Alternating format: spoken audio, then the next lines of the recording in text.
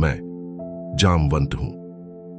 कल हमने देखा कि कैसे अर्जुन युद्ध भूमि में शोक से भर गए थे।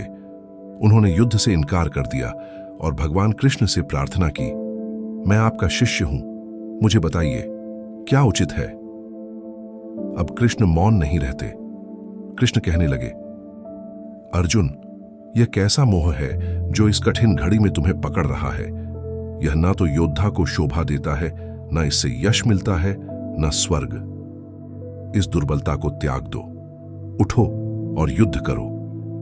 अर्जुन ने कहा, हे मधुसूदन, भीष्म और द्रोण जैसे पूजनीय गुरुओं पर मैं बाण कैसे चला सकता हूं। इन्हें मारकर मिलने वाला राज्य या सुख मुझे स्वीकार नहीं। मेरे लिए भिक्षा मांगकर जीना इससे कहीं अच्छा होगा। हम तो ये भी नहीं जानते कि युद्ध करना चाहिए या नहीं। जिनके बिना जीना ही व्यर्थ लगता है, वे सभी तो हमारे ही सामने खड़े हैं। हे कृष्ण, मैं मोह में फंस गया हूं। मुझे समझ नहीं आ रहा कि क्या उचित है। मैं आपकी शरण में हूं। अब आप ही बताइए, मुझे क्या करना चाहिए।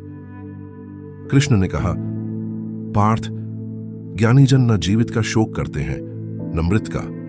ये सब योद्धा, राजा, पितामह, आचार्य, तुम और मैं, हम सब पहले भी थे, आज भी हैं और आगे भी हमेशा रहेंगे।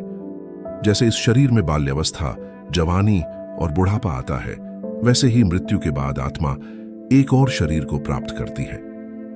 बुद्धिमान व्यक्ति इस परिवर्तन से भ्रमित नहीं होते।